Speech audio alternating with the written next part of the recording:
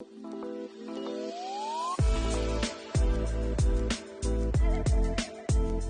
are back here with another episode, and this is our NFL football preview. So very excited for that. We're talking Bears, Jets, Giants, and we're also talking Colts today with our guest, Ian. Swig, how are you doing today?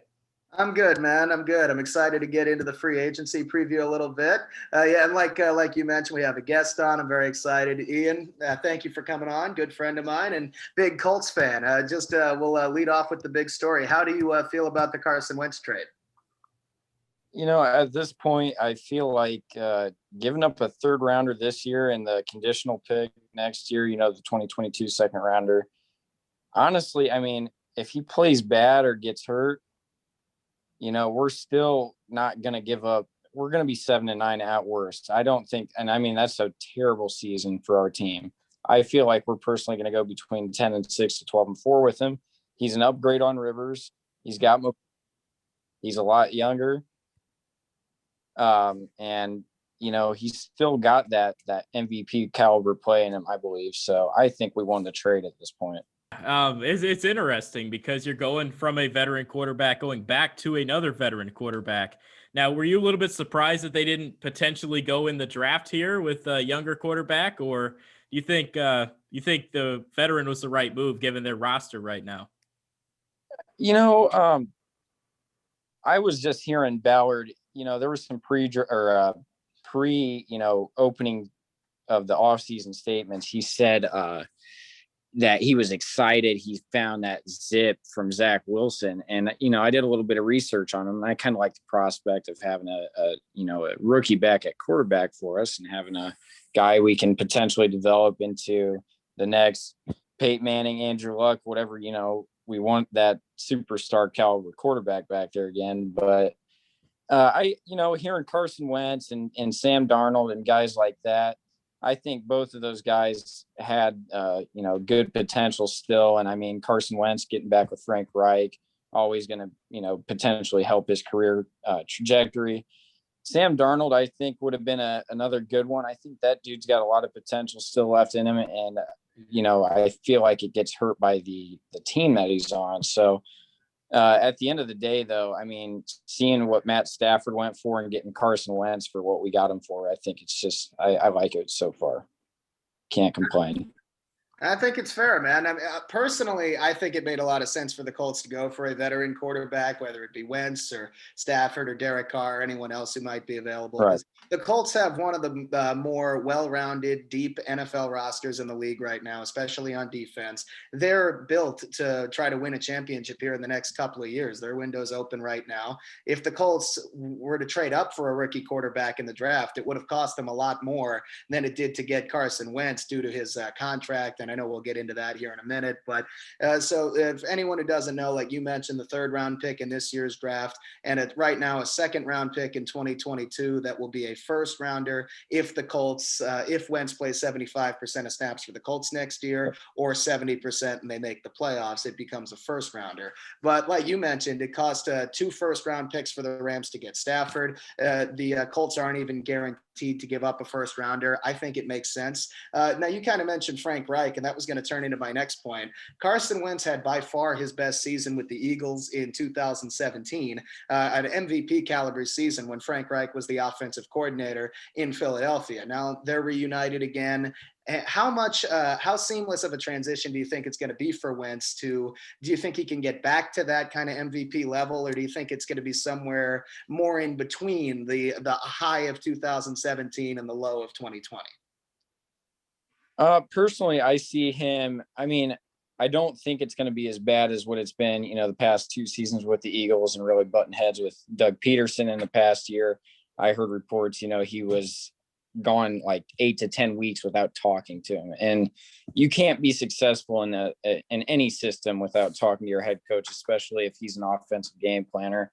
So I think you're going to see a rise in production out of him from the get-go. I still think there will be a learning curve. He's coming onto a new team. The coaching staff familiarity, like I said, though, with Reich and how he played his best football under that will help. I still think it's going to be a little bit of a climb, especially, a second year with COVID precautions, I'm sure, going into play. But overall, I think you're going to see a rise in production immediately and only get better from there. I think he can return to somewhat close to MVP caliber form, maybe within the next year and a half to 2 years. I want to talk about real quick about Frank Reich. You talk about bringing him back and having those two connect. That connection was really good in Philly, of course.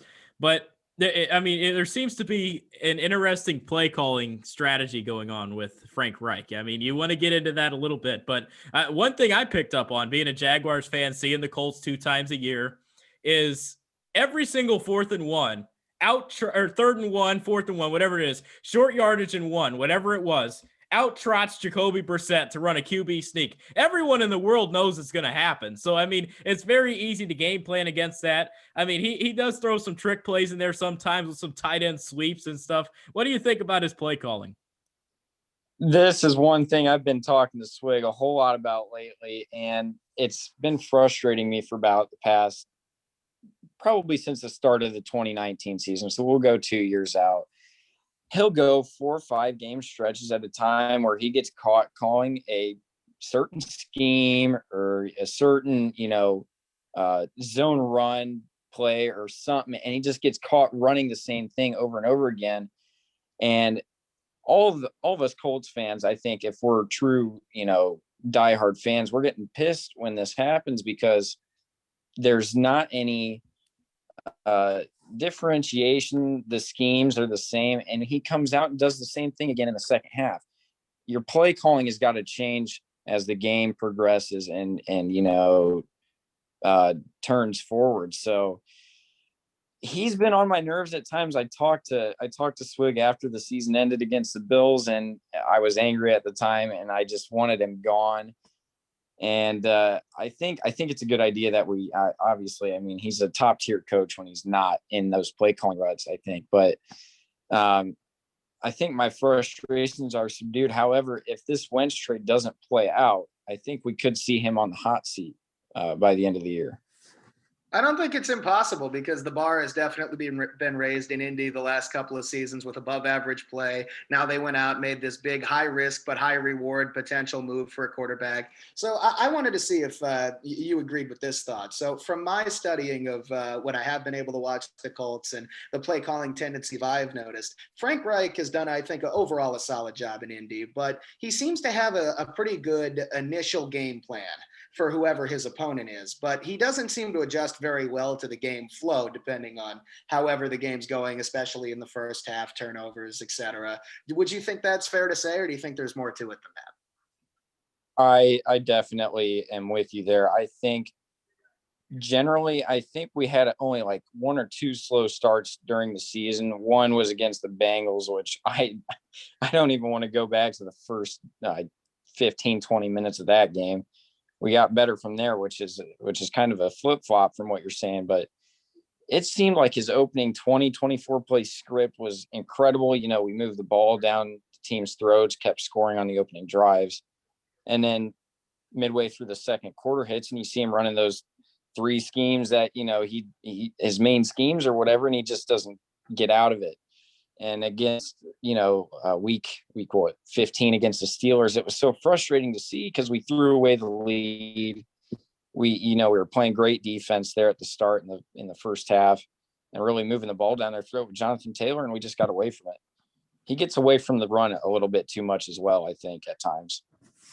Yeah, and I want to bring up one more point on Frank Reich. I kind of disagree. I mean, maybe this is just a one-game fluke, but one thing that I saw was in that Tennessee game that was in Tennessee, they were getting outplayed in the first half. They made that halftime adjustment, and they came out there and found a way to win. I mean, Nyheim Hines went nuts in that game, but that was one of the games that stood out to me as, look, this team, they're capable of making these halftime adjustments. What did you think about that? And like I said, there was a few games where it was almost opposite. They didn't necessarily come out strong, and then they adjusted to it. One of those games being Tennessee, and I think Nyheim Hines was really playing strong that day. It was his birthday. Birthday boy got himself 2 touchdowns, got in that groove, and, they got him involved in that game. And sometimes we also get players like Nyheim Hines or Michael Pittman. We just leave them out of the game plan, it seems like, after that first script of plays, and it's just frustrating.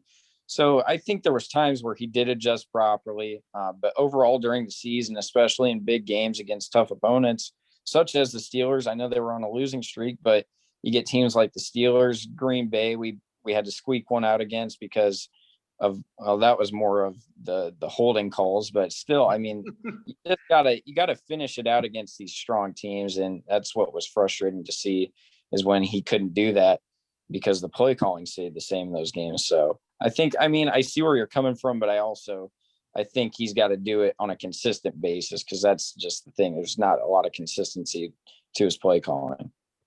I think that's definitely fair to say that the Colts definitely had some very clear highs. They did at least end up winning that Green Bay game, which is something that only Matt LaFleur can do, is beat Green Bay himself. But you mentioned guys like Michael Pittman, and I know we'll get into wide receivers here once we get to free agency. And Jonathan Taylor in particular, who really broke out in the second half of the season after a bit of a slow start, with Marlon Mack likely out the door.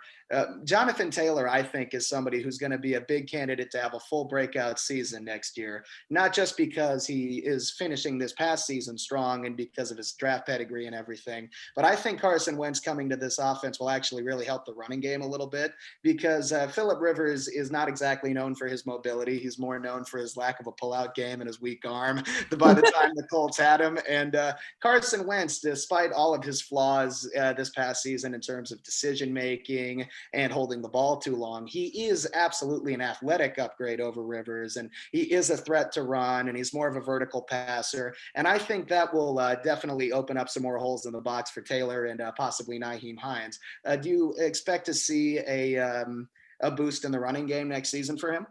I really hope so. I think if Reich can keep that consistency in his play calling. I mean, Jonathan Taylor, man, we saw what he can do in that second half of the season. He was finally finding the gaps and the holes that he wasn't seeing in the first 8 games or 9 games, even when they were there. And I think that was just him making a pro adjustment in a short off season. You know, rookies coming into a whole different type of league, different scheming, all that stuff, you know, that goes into preparing for a professional football game. I feel like, you know, he just didn't quite get into that flow in the first 8 weeks, but just seeing him be the second leading rusher, and, you know, I think he was third in touchdowns for those final 8 games just behind Derrick Henry. And it excites me. His juke move is beautiful. I think if we keep that run game going, and I think, like you said, Wentz will help that with his mobility and his athleticism to open that up. I really think we're going to do some good damage next year in the playoffs. And I think we could actually potentially make it to the Super Bowl. Oh, that's bold, but I want to get into something real quick. Let's transition over to the front office side of things. This is a off-season talk here. Let's dive into it. So we have the quarterback change, we have the coaching, all that going on. You look at Chris Ballard, and I'm going to be straight up honest. I am very opinionated on Chris Ballard.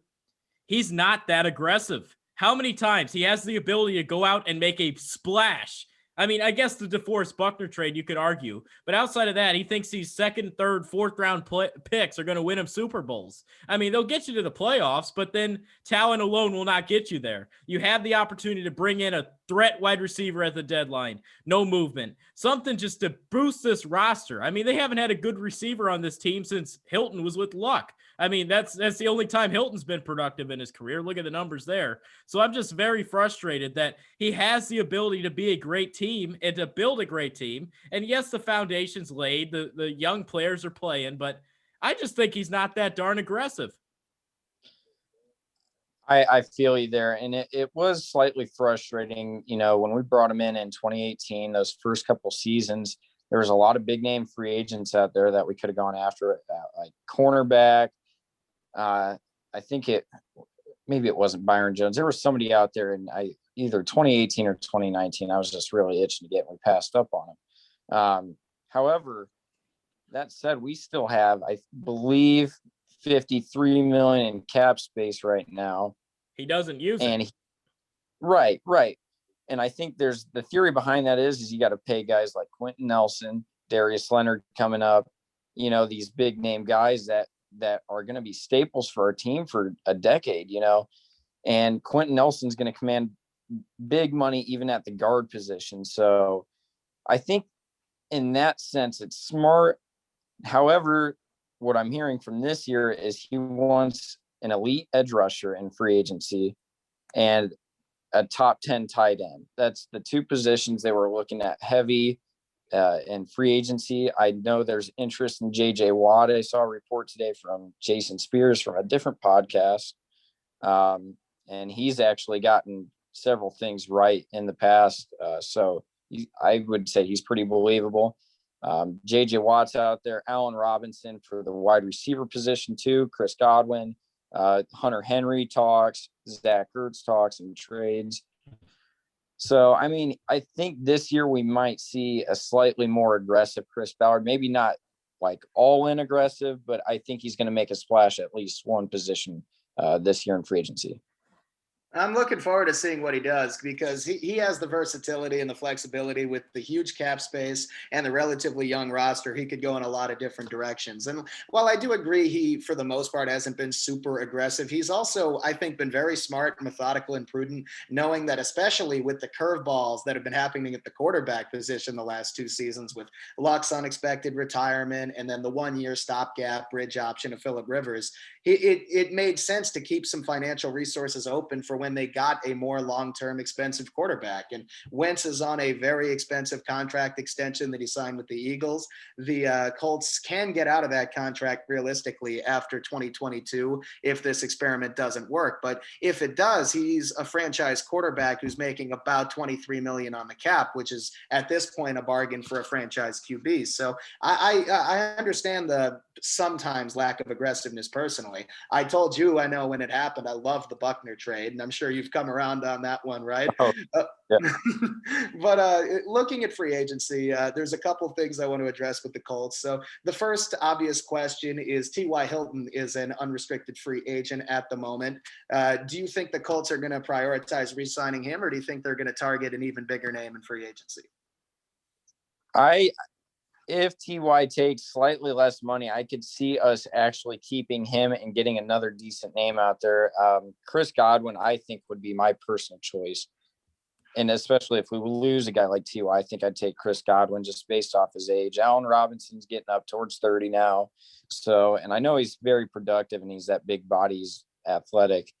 However, I really personally want TY there. I think he should be a Colt for life. You know, I know his numbers went up this season from obviously the Jacoby Brissett era, but they're in the final 4 or 5 games. He was starting to get productive again. I think we might be getting a glimpse of what he can do on the football field again at a top level. So I'm really hoping we can get him. I know that it sounds like he said the Colts want him back. It's just depending on, the right terms for him. In terms of if we were to go to the draft for a wide receiver, my personal favorite, and I'm sure you can probably tell who I'm talking about from this, Rondale Moore. I'm not sure he'll be a first-round guy, but if he is a first-round guy, he should be there at 21, I would assume. The only problem with him is he's another T.Y. Hilton type of guy in terms of size, speed, his run after the catch ability. And for years, Colts have lacked a reliable guy, Reggie Wayne type, Marvin Harrison type. And I know we've got Pittman now, and I would hope we use him more in the jump ball situations, in the red zone. But you just want to have that all around guy. So I don't know, maybe a guy like, what's his name from Minnesota? Rashad Bateman, I think. Oh, college. Yeah, Rashad Bateman. Yes. Yeah. Something like that. And I think he's, if I remember right, I think he's at least 6 feet tall, but maybe not. But either way, I just, a relatively decent sized receiver out there, whether he's the slot or the one, and they put TY in the slot, whatever they may do. I just want to see us get a true number one.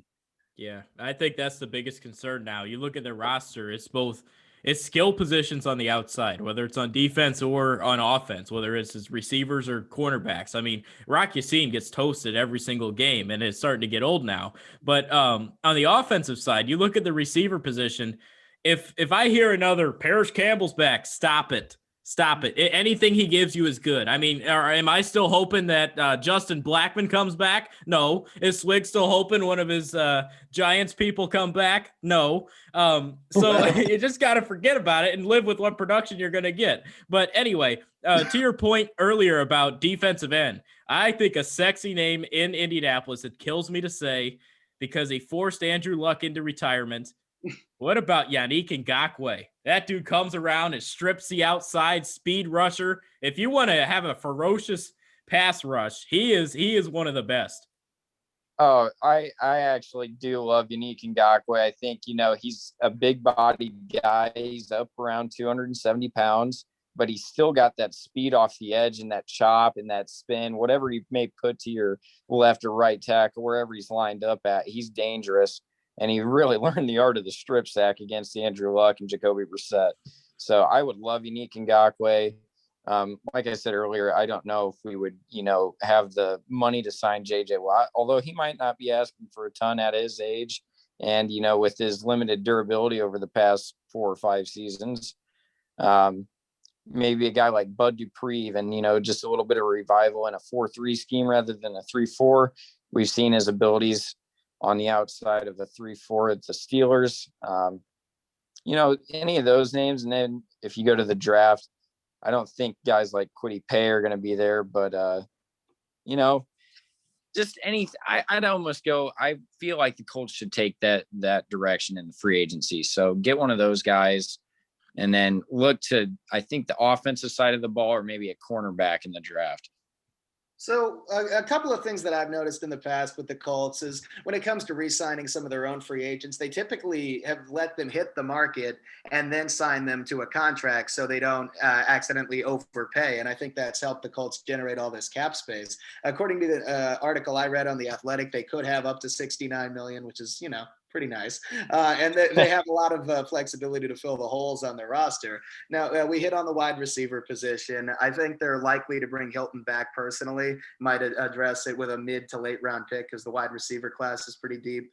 Typically, we haven't seen Chris Ballard pay a lot in free agency for skill position players, but one exception to that has been at the edge rusher spot. They've had some success with Justin Houston in recent years, and he's also a free agent. So I do think that it's possible they go for an Ngakoue or a Matt Judon or somebody like that who's on the market.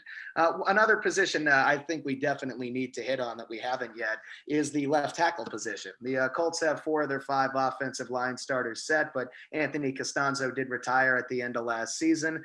I feel like the Colts are more likely to go address that position in the draft because they're going to have more options available. The free agent tackles are not going to be cheap. You could try to bring in Trent Williams. You could try to bring in Taylor Moton if Carolina doesn't tag him, maybe an Alejandro Villanueva. But I feel like bringing one of those guys in would be more of an overpayment, and they could grab a guy like Darrisaw or Cosme in the draft. What would you prefer to see them do with the offensive left tackle position?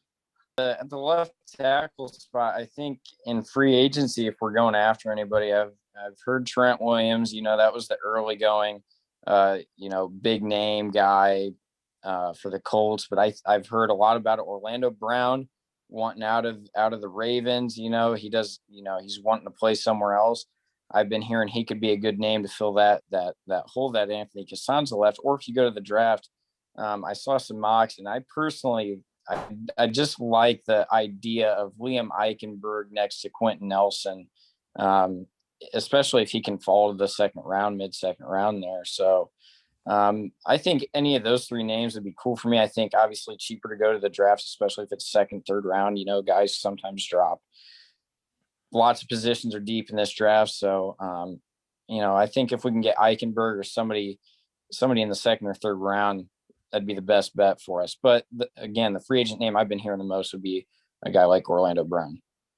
Brown would be an interesting acquisition for sure. He's made it clear, like he played left tackle for Baltimore when Ronnie Stanley got hurt. He wants to be a left tackle. I personally think that whole left and right tackle distinction is a little over dramatic now, but he could fit into that left tackle spot if Indy were to get him. One last player I wanted to touch on here before we move on to the Jets is going to be Xavier Rhodes, the corner who had a great bounce back year for the Colts after a down season with the Vikings. He just signed that 1-year contract. Do you think it's realistic realistic that the Colts are going to bring him back and give him a raise, or do you think they're going to go for an alternative like a William Jackson possibly in free agency, or drafting a corner in the early rounds?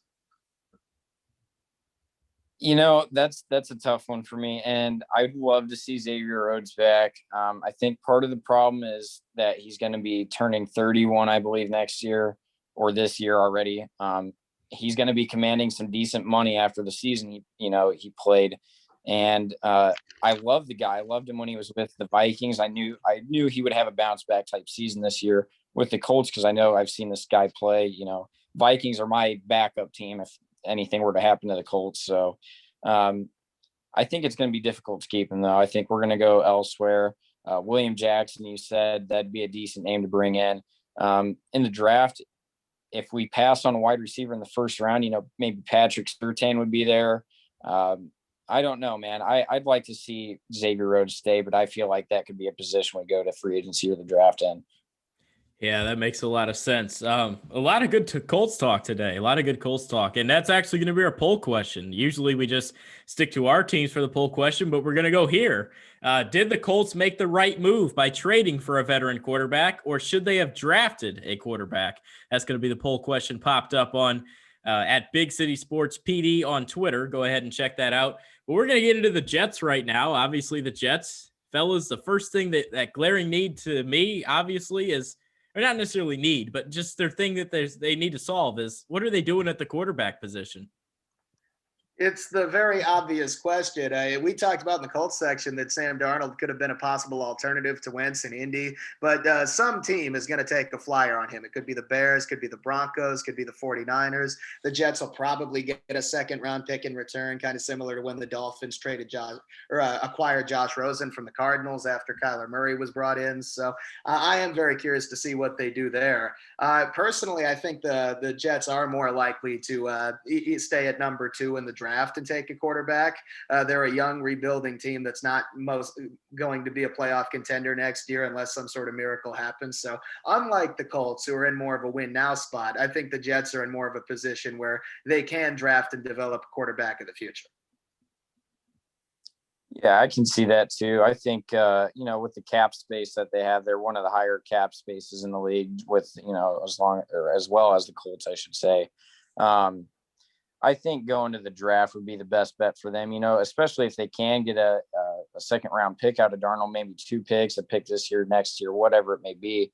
If they can get a second rounder out of him and get their quarterback of the future at number 2, whether it's Zach Wilson, Justin Fields, Trey Lance, whoever they feel is the guy, as long as they can develop him, that would be a steal for them, I think, getting one of their quarterbacks there and then getting a second round pick out of Sam Darnold. I think I'm very high on Zach Wilson, and I know we'll get into that in our draft talk, but my gracious, that quarterback, he looks good, man. I mean, he has, I don't want to say it, but you look to his last year in college, he's shown a lot of improvement, and I think he's someone that can develop. So if you give him an opportunity, not just to play right away, but to sit back and watch and learn how to be a professional and going through how to get to the facility on time, all the little things that these young quarterbacks don't typically have. If he has an opportunity to do something like that, I think it'd be huge for the Jets. And if someone like that does come in, I think Darnold has to be gone. You can't draft Darnold, or you can't draft a quarterback and keep Darnold, can you? No, there's no chance in hell, man. That's not going to happen. It'll snow in Texas before the Jets do that. Wait a minute. Oh. Anyway, yeah, see, that was on purpose, guys. One argument I'd make, though, is the Jets have failed to surround Sam Darnold or the rest of the roster with talent over the last couple of years. They really haven't had any sort of identity under Adam Gase, and they have a long way to go to establish one, but they do have a ton of cap space, a ton of draft picks that they can really start to make a mold here. I think the key in-house free agent that they're going to prioritize is bringing back Marcus May, the safety, who's been a solid player for them. I know that he looks like Ed Reed compared to the rest of the defense out there, but the Jets have made it clear that they want to bring him back. He's the one in-house guy that they're going to prioritize. Do you think they'll be able to get the job done, or do you think that's the right move for the Jets to try to keep him? I love Marcus, man. I've liked him since he came out of college, and playing alongside Jamal Adams there. I think the guy is a great free safety. Whenever I've watched him play, he's out there. And I know he had a down season. I want to say it was year 2 or 3. I know he had a down season, but I think the dude's, his instincts are great. He's got pretty good hit power for a free safety. And he's just, I feel like he makes that defense look like turds compared to how he plays. So, I mean, I think they got to prioritize him on their free agent market. But they have so many holes to fill. It's not going to get finished in 1 year, no matter what they do. Offensive line, cornerback, whatever it may be for them. They have a lot of holes to fill on that team. So it's going to be a while yet, but prioritizing May will definitely be a priority for them. Yeah, getting May back is going to be huge. He's someone that has been there. He has the experience of being on that team and working with some of these younger players on the roster, because this Jets team is very young. So having a veteran like that that's been able to do it, I mean, I guess you could consider him like a longer veteran now. He's been in the league a fair bit, but I think Marcus May is a good player. But I think you also look, I said earlier about the Colts having outside issues where it's the wide receiver and cornerback. It's the same here. I mean, the Jets wide receiver corps has to be the worst in the league. Like the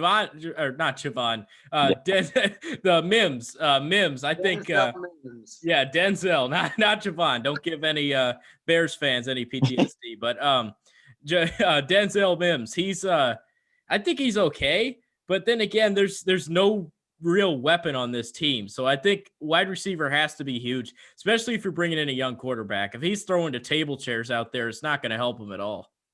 Well, I don't think there's any doubt. The Jets, unlike the Giants and Bears, we'll get into them later. The Jets are going to be in the market for some of the biggest free agents at each position. They have the financial resources to go after these guys. They're in a big market. They have a new coach. So I have no doubt that they're going to end up with a couple of guys. I think Allen Robinson is going to be in play for them if the Bears do not give him the franchise tag. I think the Colts and Washington football team are another couple teams to keep an eye on who have a potential wide receiver need in the availability financially to bring him in.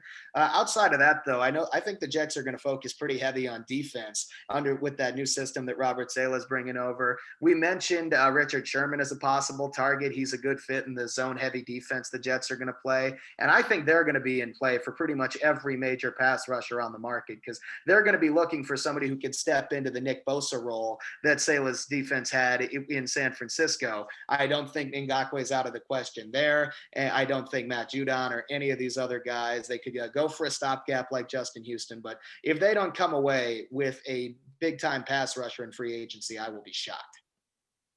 Right, I'm with you there. I mean, they're very similar needs to the Colts team. It's just we have more, talent all around on our team. A lot more.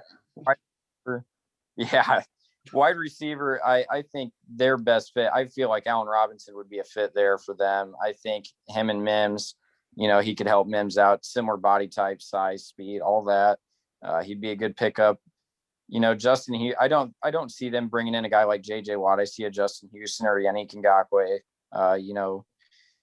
Both guys have experience. Obviously, Justin Houston would be the more seasoned veteran there, but Ngakwe's got the speed. Justin Houston was still getting it done with the Colts. We're definitely going to see them fill some big needs this year with veterans.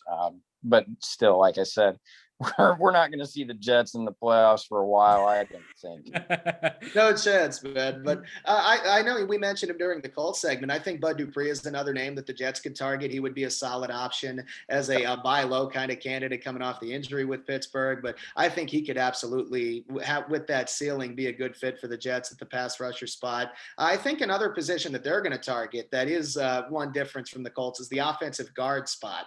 They do have Mekhi Becton at tackle. They had some solid center play this season, but they do need some upgrades at the guard position. I think Joe Thuney from New England could be a target. He's a free agent that I think the Patriots are likely to let walk. And if Brandon Scherf gets away from the Washington football team, I feel like the Jets are willing to throw big money at one or both of them, because their guards play was horrendous. The anti-Quentin Nelson for the season. Right. Yeah. I think, any of a number of names that could fill that. Joe Tooney. He's got the experience. That'd be an in-house rival, coming over, maybe giving them a little bit of insight onto the Patriots game plan, even though they're not really a factor anymore.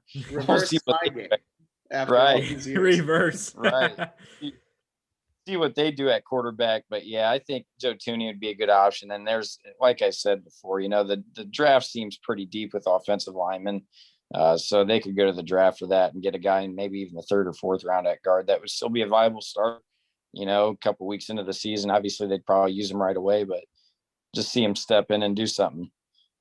I mean, there are holes all over this roster. We could dive into every single position and be like, man, they're bottom 15 here. They're bottom 20 here. I mean, there's just so many holes on this team, and it's going to be tough to figure out who's going to come in. I think, look, Joe Douglas has his hands tied here.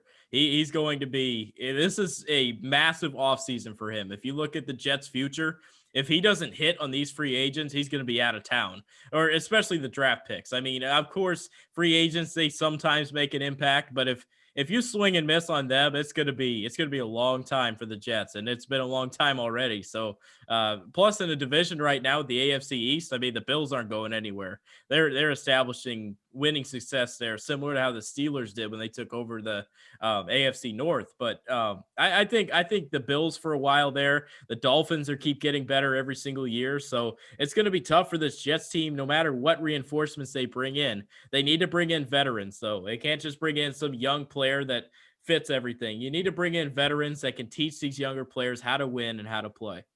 I think it's a combination of both, because one of the few bright spots we did see from the Jets was a couple of their young players last season. Quinnen Williams on the defensive line, Mekhi Becton on the offensive line. And those are a couple pieces of the Jets foundation that they can build around. And they do have a truckload of draft picks that they're going to be able to use to try to plug some of the rest of the holes on the roster. If they do stay at number 2 and they don't make a big blockbuster trade for Deshaun Watson, if that doesn't end up happening, that would be a whole episode in itself. But if they do end up staying at number 2, they'll take a quarterback. They do have another 1st round pick. They could try to address the pass rushing need at the back of the 1st round, or they could take a couple of their picks and try to move up higher in the draft, back into the top 10 or 15. We've seen teams do that before for an impact player, and the Jets have the resources and the draft picks to do it. They are absolutely going to add a few veterans at premium spots, but they're also going to go for a couple of young players at these key core positions, because right now they don't have any alternatives. And since the Jets are a long-term kind of rebuild project, having some young guys on rookie contracts could be an absolute cheat code for the next couple of years with the salary cap. 100%. And that's, I feel like they started that a couple of years ago. The Colts trend was to build up that cap space, use your draft picks. And at first we saw the Jets taking the Colts cast offs. So I don't know if our cast offs told them something about our system and how we worked in Indianapolis, but seems like they might be picking up on that. Now they just got to hope that in the draft they hit on their picks so that they can do that. And maybe in year 3 or 4 with those picks, do something potentially good in that division and maybe make a playoff run. One of those cast-offs was Pierre Desir. Boy, was he awful in New York. He got toasted. I talk about Yasin getting toasted. That's all Pierre Desir. I mean, he was all over the place. He had some pretty bad games there for the Jets. But any last thoughts for the Jets from either of you guys? Pretty bad. It's just a disrespect to the term bad. He was more burnt or toasted than Willie Nelson, man. I mean, it was just ridiculous. Oh boy. Yeah, the Jets have a lot of needs. I think most of these in-house guys, other than May, are going to walk. They're going to let guys like Terrell Basham and Jordan Jenkins go. I don't think they really are a great fit for Saleh's system. I think we're going to see them let Bradley McDougald walk too, the main return they got for Jamal Adams. I think they're mostly going to establish almost entirely new roster with a new coach, new front office, and all these draft picks. I'm excited to see what they do. They're going to make some splashes, but like we all agree, it's not a one-year project. Yeah, I think it could be exciting to see this rebuild start, but let's see in 5 years, Jets. Yeah. 5 years. Yeah, we'll come back on it in 5 years. But until then, we're going to head over to the New York Giants, which is Slig's team, and he's excited to talk about them today, as are all of us. But the Giants last season, their defense shined. Their defense, they carried that team almost to a playoff spot, and they played some good football down the stretch. So this Giants team has some holes to fill. Slig, what's if you're the GM right now, what's the first move that you're making? I'm firing myself and hiring a better GM because Gettleman sucks. But okay, I got a lot of thoughts, man. So the Giants have kind of taken a old-fashioned approach here to building a roster with Gettleman, who's now 70 years old. Unlike most teams that need to rebuild, the Giants have not built up and stockpiled a bunch of draft picks, and I still think that's a mistake. They've also invested some premium resources into non-premium positions in the draft. And we've seen some pretty regrettable free agent contracts, Golden Tate, over the years. So I'm really excited to see what they do with their limited financial resources. I do think, first off, that Golden Tate is going to be a salary cap casualty. There's no doubt in my mind they're going to let him go. But the Giants need to address a lot of different positions. But I want to start with an in-house dilemma that the Giants have. So on the defensive line, both Leonard Williams and Dalvin Tomlinson are unrestricted free agents. I personally think the Giants are going to do whatever it takes to bring Leonard Williams back, considering what Dave Gettleman invested into him. He did have a career year this year, in fairness, and he's coming off playing on the franchise tag. The Giants could give him that again, but it would be about 19 million. I feel like the Giants, since they aren't going to have a ton of cap space, and they have Dexter Lawrence at the defensive tackle position as well, are going to prioritize Williams and let Tomlinson walk. Yeah, and it's kind of sad to see because that's a pretty premier interior three if you think about it. Leonard Williams, that career revival coming out of the Jets and what was going on there, and then Dalvin Tomlinson and Dexter Lawrence are just these big dudes, run stuffers, and it's going to be sad to see it because the Giants do have that limited cap space, so it's going to have to be one or the other. And I think I would have to agree with you on that, and that they go with Leonard Williams just because, like you said, the draft capital they spent and what they gave up for him. It's just going to be unfortunate, and especially with how they played down the stretch last year. And I know it was a 6-10 season, but still playing good football defensively, especially. It's going to be, partially, I'm sure, upsetting for you to see one of those guys walk. Yeah, I'm definitely not thrilled on the concept, but the Giants, like we've definitely talked about off pod, have invested a ton of resources into the interior defensive line spot and not enough into some other premium positions. I think a couple things outside of Golden Tate and Nate Solder, I think, are going to be the most obvious salary cap casualties to free up some more space. Kevin Zeitler is another possibility, although I'd prefer not to see him get cut because he's a consistent offensive guard that the Giants need on a mostly young offensive line. But they need a lot of help at some very important positions. So obviously the jury's still out on Daniel Jones, but he is going to come back for next season. The Giants need a true number one wide receiver. I think they're going to at least make a run for Robinson if he is put on the market, although I don't think he's a realistic target because teams like the Jets or Washington can outbid the Giants for him without any real issues, and the Bears could obviously slap the franchise tag. So I could see Gettleman going after Curtis Samuel, who's likely to hit the market with the old Panthers connection. I could see them going after a Kenny Galladay if the Lions let him go, possibly a second tier guy like a Corey Davis, Juju Smith-Schuster possibly, but I'm not convinced that any of them would really solve the Giants' problem of needing an X receiver. I do think they're more likely to get another corner across from Bradbury in the draft because the corner class, William Jackson and Desmond King are about the best on the market, and they're probably going to go to a contending team.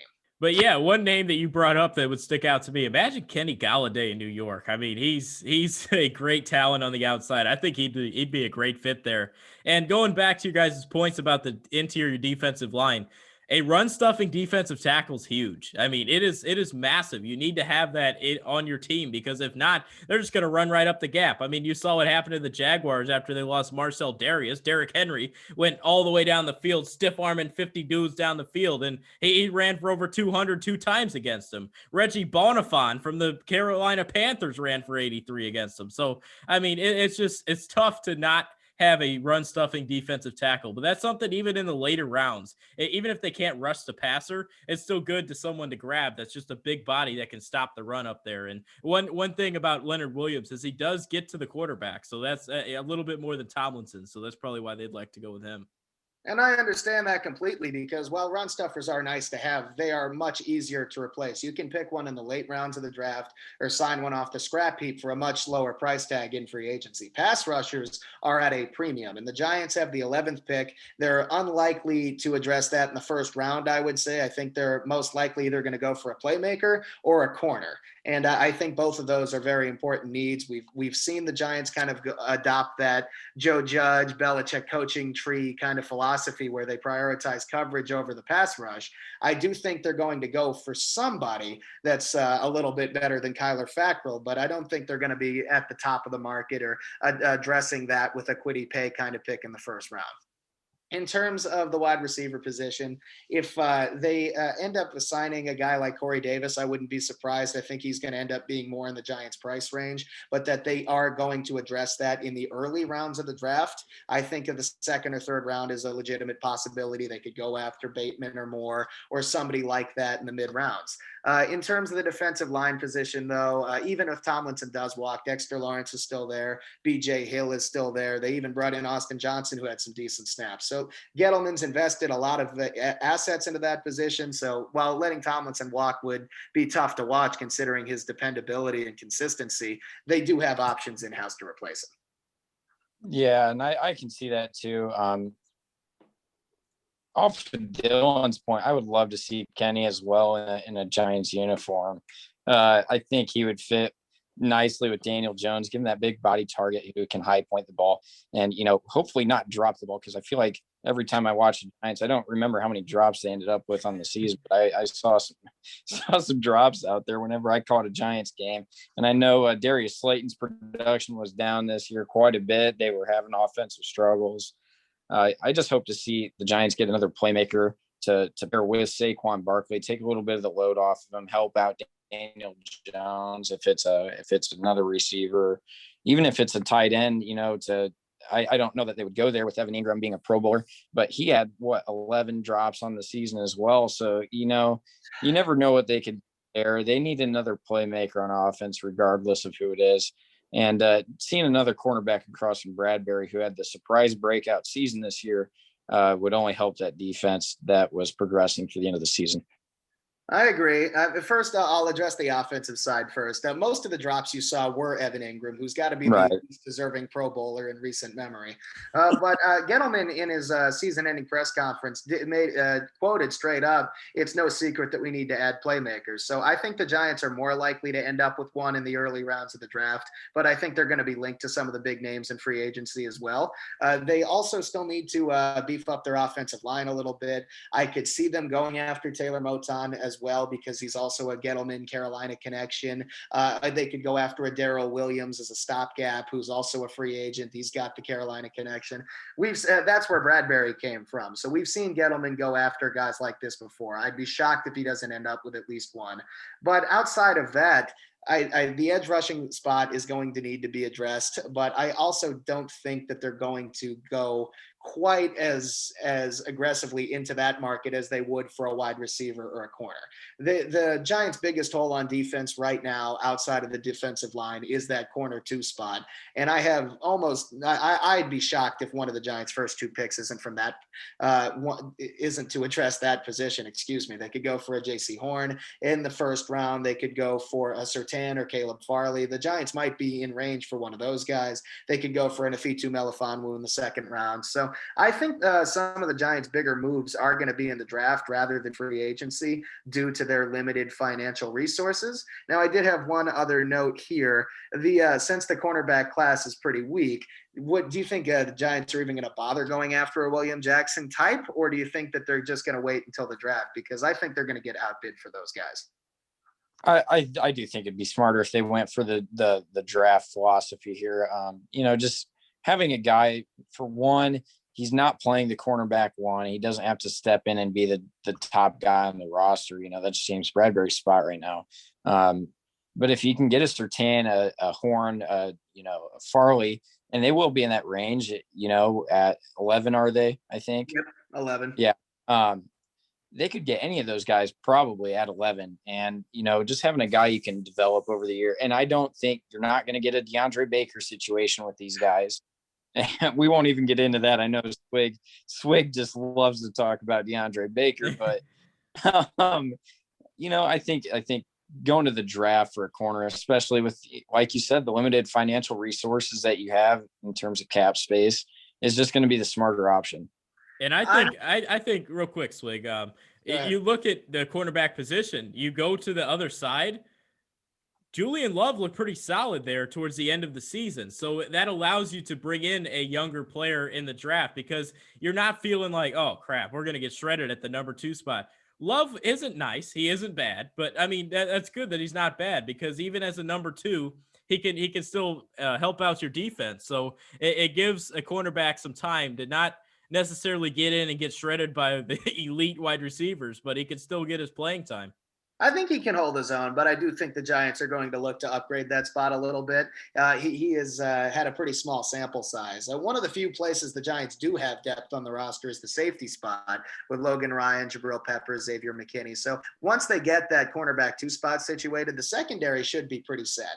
I do think the Giants are going to try to attack the linebacker market a little bit, outside linebacker hybrid type. And that's why I wanted to float this name out there. Hassan Reddick could end up being a free agent if Arizona lets him walk. I think he's somebody that the Giants would be wise to target. Do you think he could be a fit?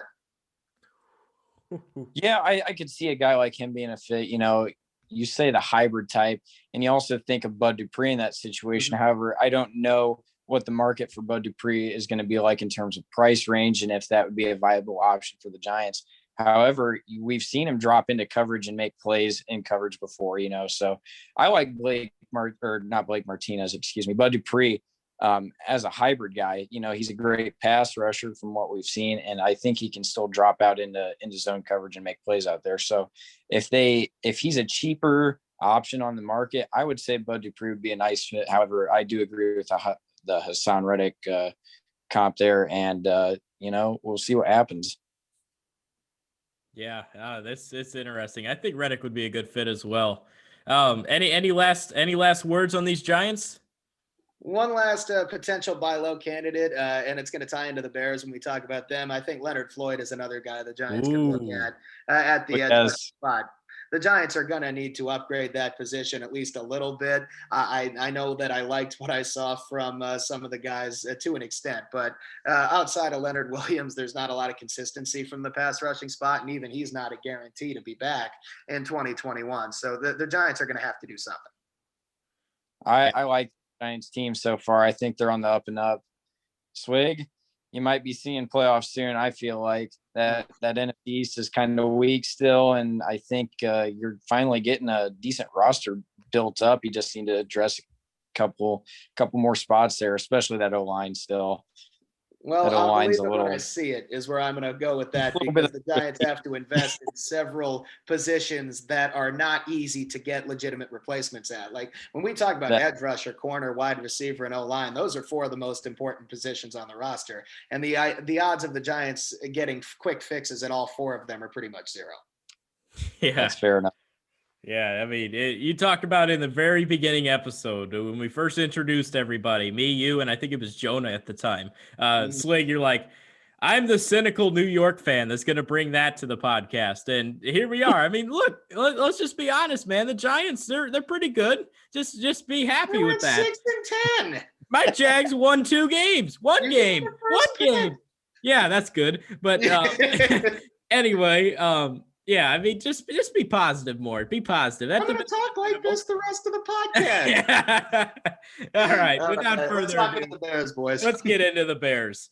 The Chicago Bears, I think Mitchell Trubisky coming back. That's just my gut right now, the quarterback position. He's got to be coming back. I mean, what would you do here? I mean, are you going to go out and sign someone? Your cap space isn't your cap space isn't through the roof. You're getting hamstrung by Foles' contract. I mean, I think Foles is going to be gone, whether it's traded, cut, whatever it is. There's no reason to keep him around unless maybe they end up drafting a quarterback. But I think it's Mitchell Trubisky this time. I think they bring him back. Again, I'm going to make the snow in Texas joke. If you look, I don't see that happening. I think all right, snow in Texas? Is this legit? Yeah, I can promise you Trubisky's coming back. Well, we'll see about that because I don't think there's a chance in hell. The How Bears, about that? if they really wanted to bring him back, they would have picked up the fifth-year option on his contract. We heard the rumors about the disagreements and the tense relationship with Matt Nagy, who is coming back. I think they're going to bring in somebody else. Now, they might not be in the draft position to draft or bring a guy in the first round who can immediately take over unless they make a trade up. But I do think that they're going to have enough financial resources to bring in a guy like Andy Dalton or Cam Newton or Jameis Winston or somebody like that who can be a placeholder until the Bears are most likely in a better position to draft a QB in 2022. There's not an easy way out of Nick Foles' contract. They'd have a ton of dead money. And unless a team takes him on via trade, I think they're going to keep him around as a valuable backup. I think they're going to have him around and they bring in another veteran guy who's got a higher floor and more consistency than Trubisky, who's going to go somewhere else. Because I think the Bears made it clear with their moves and their comments that they're done with him. Yeah, I could see Teddy Bridgewater being an option as long as he's not commanding high money there as well. I mean, he's not going to get a ton no matter what. It's not like he's going to be making 30 million if he signs, but I heard that name and, I could really see that happening. I don't think any team's really going to have the capital to go after a Deshaun Watson if they make him available. It's going to take the house to get him. I know the Bears were one of those teams that were very interested. Now I've been hearing the Panthers as well.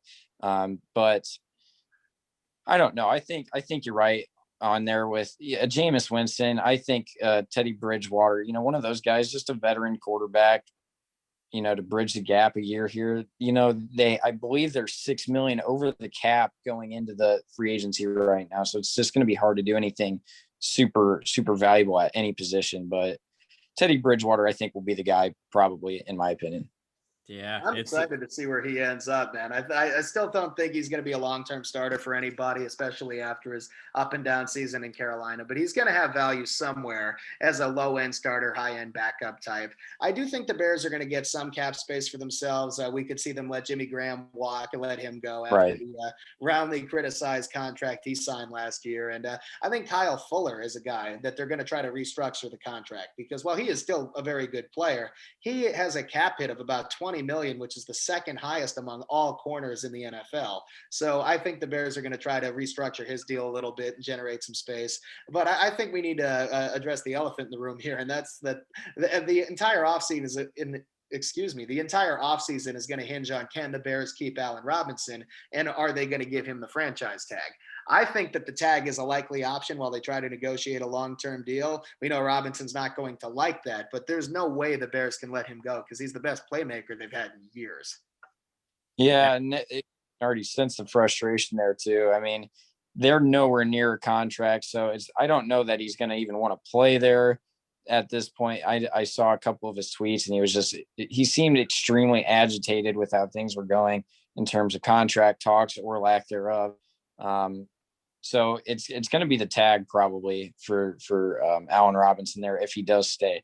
And if he doesn't, there's going to be a lot of Bears fans out there that are very upset with how things are how things have gone with the franchise in the past couple of years, especially if you let Allen Robinson walk and you let Mitch Trubisky stay. So I don't know. That's just my thoughts on things there. I think they got to keep him if they want to have any value around the league.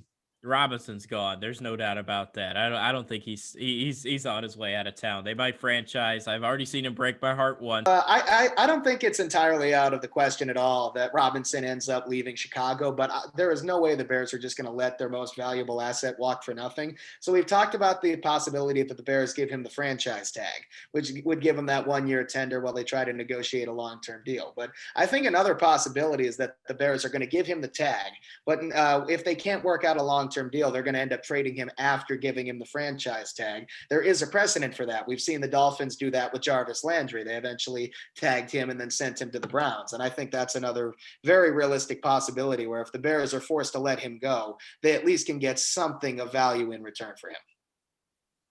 I think the Patriots might be an interesting team to acquire Allen Robinson. If he went to the Pats, I would just I hate seeing any players that I have a relative liking for go to the Pats. Yeah, we can all agree, man. Screw the Patriots. Yeah. But yeah, I mean, I think that's the big elephant in the room in terms of what the Bears are going to do this offseason. It's going to hinge on if they can keep Allen Robinson, get him locked up, go somewhere with a better quarterback, which is why I think he'd be more interested in Indy than he would in the Jets, who don't have a proven QB right now.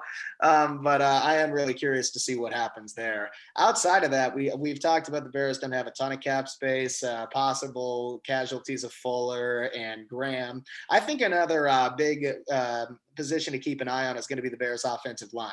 And they can create some more cap space by either letting walk or cutting one or both of their starting offensive tackles in 2020. And that would be Bobby Massey and Charles Leno. And Massey was pretty solid for the Bears when they brought him in. He was a hit at first in free agency, but his age and injury history is finally starting to catch up with him. Leno, I'd say, has been inconsistent and uneven at best. And the Bears can definitely try to address that position in the draft rather than in free agency with their limited financial ability.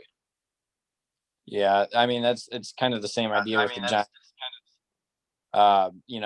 They have the limited cap space, so they're going to have to go to the draft for some of these guys that they want to fill future holes for years to come, and have them at relatively cheap price. And if you, like I said, if you can get guys in the second or third round at the tackle position, which is relatively deep in this year's draft, in my opinion. I think there's some guys out there that could be steals in the second, third, fourth rounds. You get them at a cheap price like that, and if they turn out to be something, 4 years down the road, your cap space problems, you got to work that out. But you could have a lot more cap then than you do now. And I don't think investing in a guy like an Orlando Brown or a Trent Williams that's going to be commanding a lot of money is very viable, especially with the need to keep Allen Robinson on the team. Charles Leno drives me nuts. I can't stand watching that guy. He gets beat so often. His footwork is horrendous, and I just can't stand Charles Leno. So I'm going to tell you how I really feel about him. But no, I think a good addition to that offensive line. We've talked about a lot of left tackles today, a lot of offensive linemen. But one that's unnoticed right now is Cam Robinson, the Jaguars left tackle. He's a free agent. I think he could be in the Bears price range to where he could go there. He's still fairly young. And I think if the Jaguars don't decide to lock him up, maybe they're a player for Orlando Brown. I think they will end up going with maybe looking at Cam Robinson. I think he's definitely a buy low, kind of high reward kind of candidate. And that would, to me, make sense considering the Bears' options at quarterback right now are unlikely to be inspiring. So the Bears aren't going to be in the position where they have to protect a franchise long-term quarterback yet. So while it's not going to be ideal for whoever is sent out behind that offensive line, they don't have to invest the huge resources into the position yet. The Bears still might be in a position where they're going to have to go through a rebuild, but they also have a good enough defense where if they are able to keep Robinson around and get a better option at quarterback, if they end up with Watson, which is unlikely, or a veteran guy like Derek Carr, which I think is more realistic, then you could argue that they could compete for a playoff spot. They made it just this year at 8-8, and the defense is going to come back almost entirely intact. I think one thing that we need to hit on is that Ian's old friend there in India, Chuck Pagano, was out as the defensive coordinator in Chicago. They promoted the defensive backs coach Sean Desai instead. And one name that I want to bring up because of that is Tashawn Gibson, who played very well for the Bears this season at the safety spot in the secondary, and them promoting his position coach to the defensive coordinator role. Do you think that can help them keep him around? I mean, they got to keep whatever pieces they can right now on either side of the ball that's helping their game, So Allen Robinson being that main guy over there on the offense, but on defense, keeping Tashawn Gibson. I mean, the dude was all over the place for him last year, really kept that defense going. He was an energy source for that defense, I feel like. And he was, back in his days in Cleveland too, when I watched him play there. And I think he spend a little bit of time in Jacksonville as well. He was on the Saxonville squad. Yep. I just always liked his motor and his style of play. So I think keeping him is going to be a vital part in that Bears defense over there and helping them grow over the years, especially with their position coach being promoted to the defensive coordinator. T. Gip is a top 20 most underrated player in NFL history. I'm serious. I think that's a bold take, but I mean, you look at him. I mean, he gets interceptions too. It's not like he's just covering people. He plays the ball and he comes down with a lot. He has some covered sacks as well. He does a good job of just getting in there and does everything right. I mean, has there been a place that he's been where he hasn't been liked? I think Houston ended up cutting him. I feel bad for saying that. But outside of them, I think everywhere he's been good and loved in the locker room, and that doesn't go unnoticed. And I think T. Gip was one of the best this game has to offer. I would roll with that. I really do like him, and I know he's never been on a team that I particularly like. He's played in two division opponent teams, but whenever I've watched him, he's just got that grit, that grind. He wants to play. He plays hard. He gets the picks, like you said, and he just has that motor. He loves the game, so it brings that sense of energy to the locker room, and I think that's obviously a vital piece for any locker room in the NFL. I think the Bears are going to need him. They definitely have a solid defense overall, but they might be forced to make some very difficult decisions here. I know that this is only going to be a last resort, but if they really need to create some financial flexibility out of desperation, they can always let Akeem Hicks walk as well and cut him. And he, to me, is an absolutely dominant player who complements Khalil Mack coming from the outside perfectly, because Hicks is not a guy that you can just face one-on-one when he's healthy. But if absolutely necessary, they can create a little bit of flexibility by letting him go or trading him. He does have some value there. Other than that, I think the Bears are more likely to address the offensive line in the draft rather than free agency. They are going to be in position to bring in some tackles in the early to mid rounds. The defense, I think, is mostly encouraging. We know how talented they are in the front seven. Their secondary, if Jalen Johnson continues to improve, can be an upper echelon player in this league, I think. But the biggest questions for the Bears are going to be on the offensive side. We aren't really talking about running back as a big need because David Montgomery kind of blossomed in the second half of last season. The Bears did get some decent interior offensive line play, but they're going to need to address the tackle spots. And if they don't bring Robinson back, they're going to need another receiver outside of Darnell Mooney. I liked your take on Hicks, just real quick. The one thing that wasn't brought up that I think is huge is Eddie Goldman's coming back. He was a good force on their defensive line, even going back to the 2018 team. That was good. And he's a really good defensive tackle as well. So I think Akeem Hicks is the most important player on that defense, though. Even Roquan Smith, Kyle Fuller, Eddie Jackson, say what it is. When Akeem Hicks misses time, that defense is bad. It's just you look at the stats, they get shredded every single time Akeem Hicks doesn't play. So that's just a huge player. And if they would have to cut him for salary reasons, man, there's going to be people knocking on Hallis Hall, because you look at the contracts they signed last offseason. If they do the same thing they did last offseason, I mean, no one's gonna have a job there anymore, because Robert Quinn, he gone. Ooh. Oh my gosh, he didn't even show up to the football field. I mean, where was Robert Quinn? Where was Robert? We couldn't see him. But and then you look at Jimmy Graham. I mean, he might have done a good thing with the development of Cole Kmet, but only time will tell on that. He's probably a casualty as well.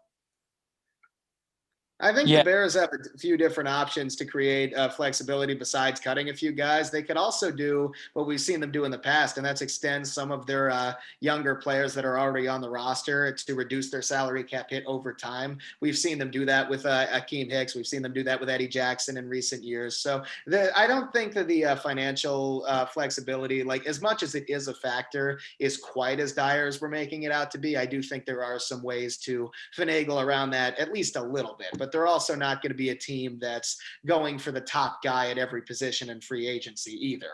I think that they do have a lot of solid pieces in place, but if they don't get the quarterback position figured out and don't keep Robinson around, their offense is going to score 3 points a game next season. And some of the guys on defense are going to end up leaving for better teams in free agency. And that could put the Bears in a really, really difficult spot. So I think this offseason is going to make or break them. They could either be a contender in the immediate future, or at least a fringe playoff team, or they're going to be forced into a long, painful rebuild.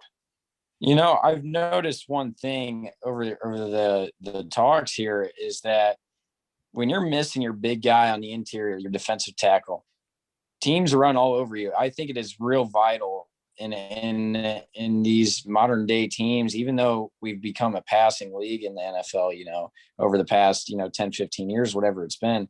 I think having that running game is the biggest piece.